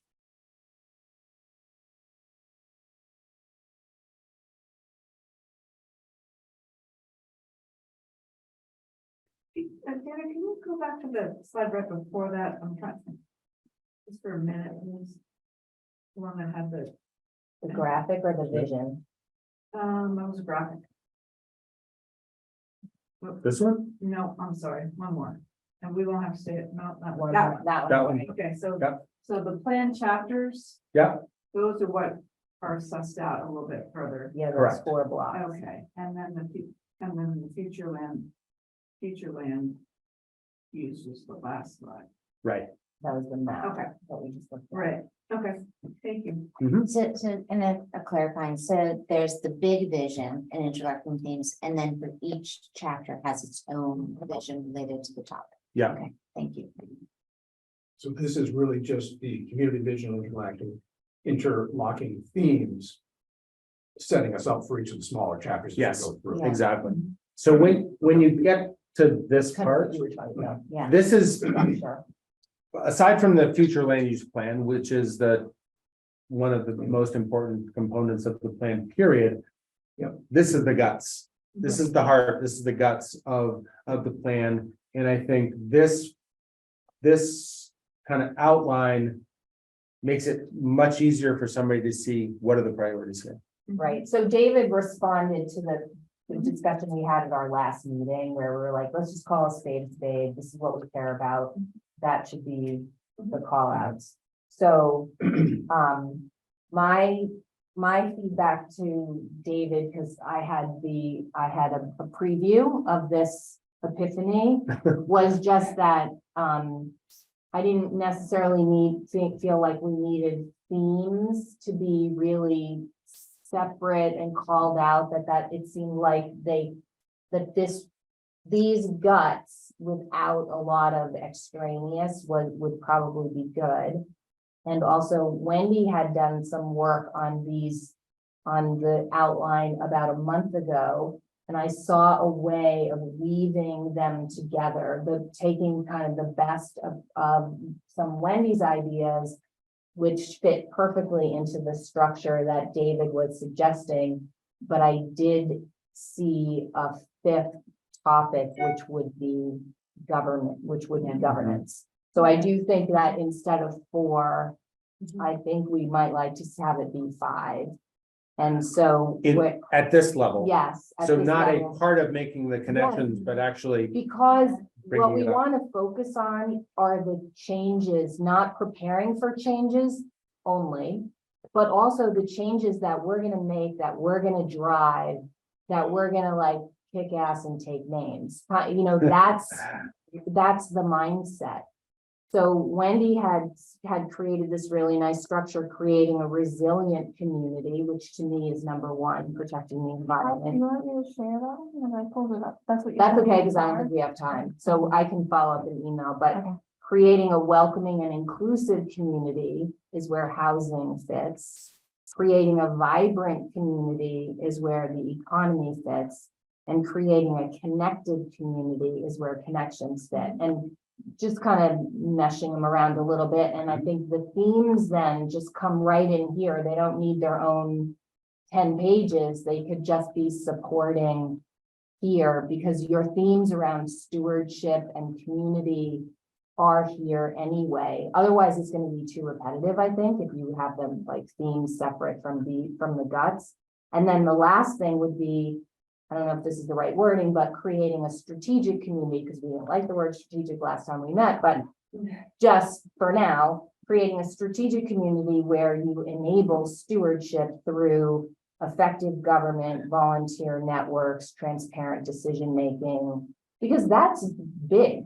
So Yes. it needs its own Yeah. punch. You want to bring it up to, in this space, kind of to the highest level. Right, right. They give it So I that kind thought of prominence.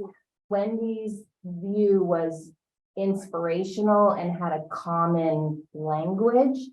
But it fits perfectly with this view. So the good news is I feel like we're coalescing around the same basic big topics. And, So- and actually, if you had it as governance and civic engagement, so you Yeah. have the two pieces together as the fifth. Right, A lot of what you have is the themes are about sort of fit in one or the other of those, right? So using good data to drive decision-making, thinking about sustainability, like a lot of those really fit in that combination of So take governance. these yes, and integrate rather than them. them standing on their own, right. Or trying to, they're become part and parcel to these. yes, because most of them will fit in most of these, but then you don't have to contrive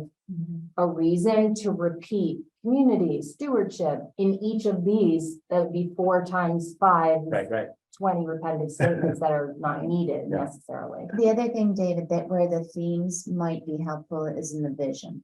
Mhm. Like the Yeah. overarching vision. It may be that we look, as you did a beautiful job of pulling together a number of the vision statements that have been, sort of put forth over time.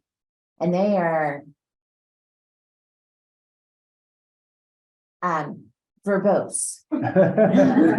Yes. Right? Yeah, And I could see how we might want a vision statement that is slightly more focused and thematic.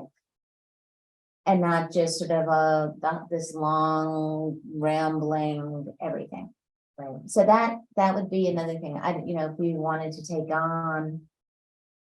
And I'd be happy to do that. Like that's where my brain went. If there's some sort of taking a look at our Mhm. existing vision statements with the themes, and then what we don't want to lose, that I think you pointed out earlier, is we are moving in a direction as a community around diversity, equity, and inclusion. You had it as a theme, but that's the only one I'm worried about having it drop out. I would like to have it in the vision statement and then woven in lots of places. Because it is something that we hear a lot about. It's something that if we don't pay attention to, it won't happen.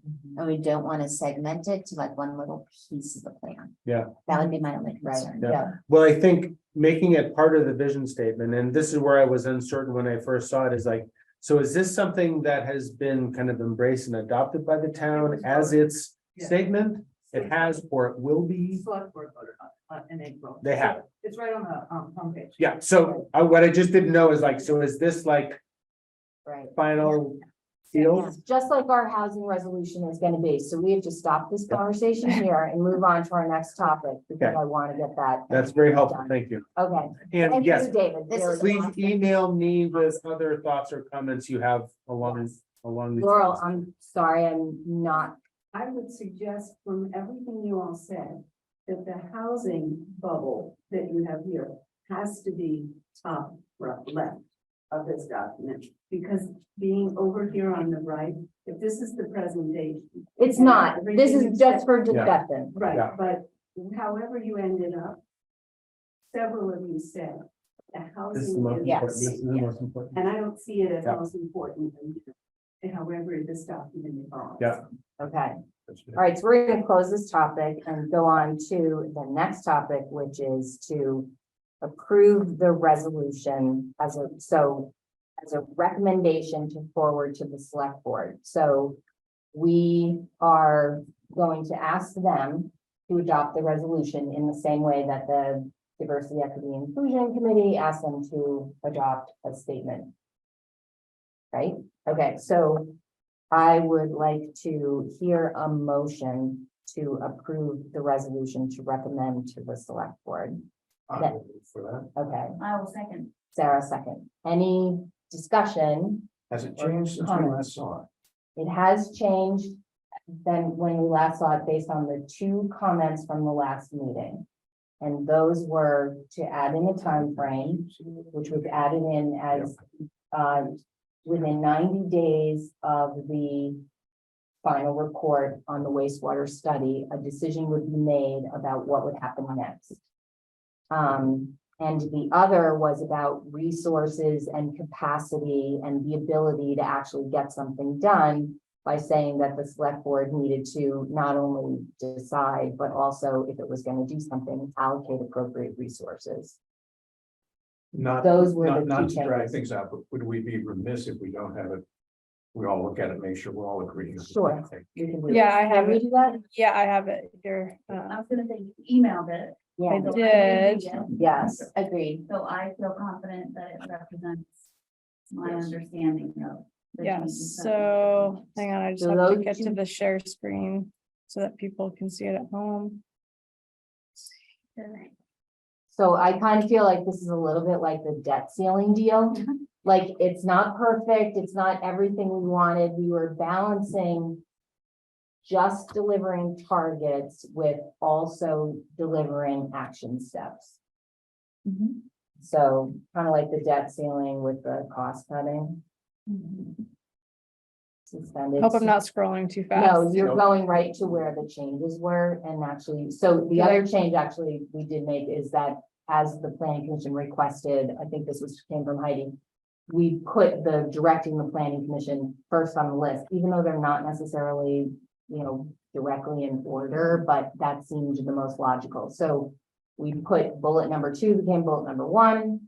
In bullet number 2, leading a process, and within 3 months of receiving the 90% report is what they call it, to establish the next steps regarding municipal wastewater, and identify required municipal resources, staffing, and capacity. So those are the changes that you guys requested. And then the other change related to the third from the bottom bullet, align the town's budget and capital plan to support policies and investments which will enable development to meet these targets. That kind of came out of the discussion, subject to town meeting procedures, because we were all talking about like, well, the town and the vote and the budget and the this and the that. So that I think was a pretty elegant way of capturing it. So those are the changes from last time. Okay, are we ready to vote? Yes, Call the question. I will call the question. Okay, so we can vote, all those in favor of forwarding this resolution as a recommendation to the select board, say aye. Anyone opposed, say nay. Any abstentions? I'm thrilled. Yay. And can I say you did a beautiful job of creating for us a template that we should follow with the town plan, with being so directive in the therefore, and this is what we expect the town to do. Like that, that's just such a beautiful model for how we can think about how we want the town plan actions and recommendations to be, right? So specific, time bound, very clear about who's doing what and allocating the resources to make it happen. So bravo, team. So SJ and I and Eric, maybe you should come too. We'll go to the select board and present this and say, we think you should adopt this. Okay, next topic is the report on the Declaration of Inclusion. I can share that Sorry, too. we I go can- I one can more. put it Is up. everybody okay to go another couple minutes? So select board approved the declaration of inclusion on that during the April 6th meeting. It was, the purpose is twofold. To make public the commitment that Jericho is an inclusive and welcoming community. And to publicly condone discriminations and isms and all of its forms. Such as racism, sexism, ableism. And so the DEI committee crafted this statement based on a statewide movement about right now there's 112 towns that have these kinds of declaration of inclusion statements. Started out in 2020, the governor chimed in 2021 and did a statewide declaration of inclusion. So these statements are more and more common, and the overall purpose is to be really explicit to folks who live, work, and want to live in Jericho about the kind of community we aspire to be.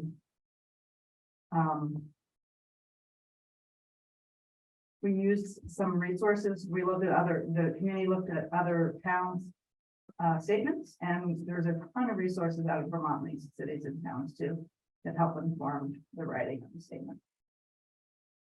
And I must say, we had a wonderful presentation to the select board, which included one of our members who is graduating, and then we too. It was great.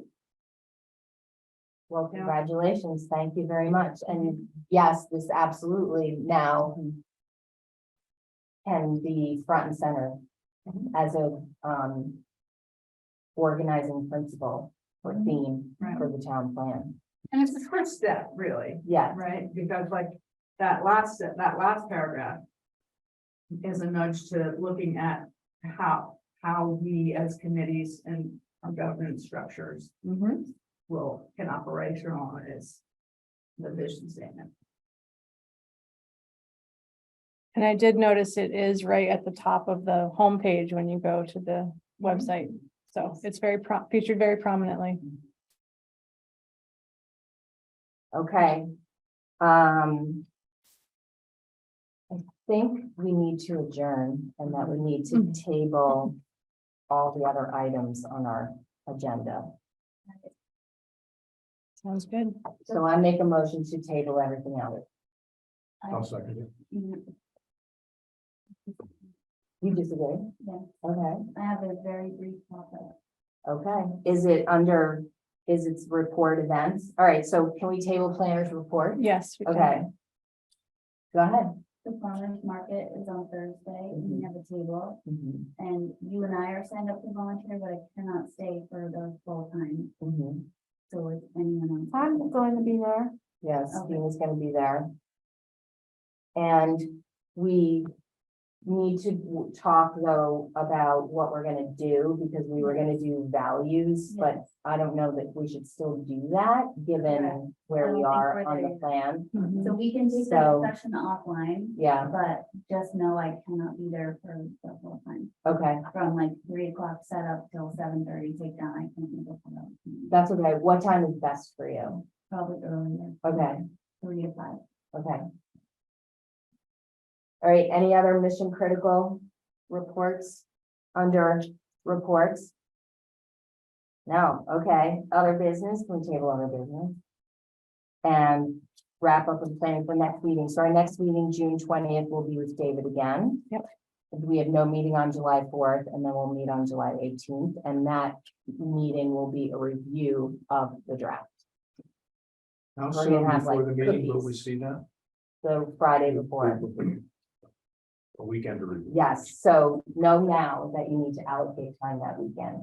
But he said it's All only gonna, 30 it's gonna be short. Section 1, right? 30. It's section. Yeah, it's gonna be less than 30 pages. Well, you may get the whole thing. You will definitely get the section 1, volume 1.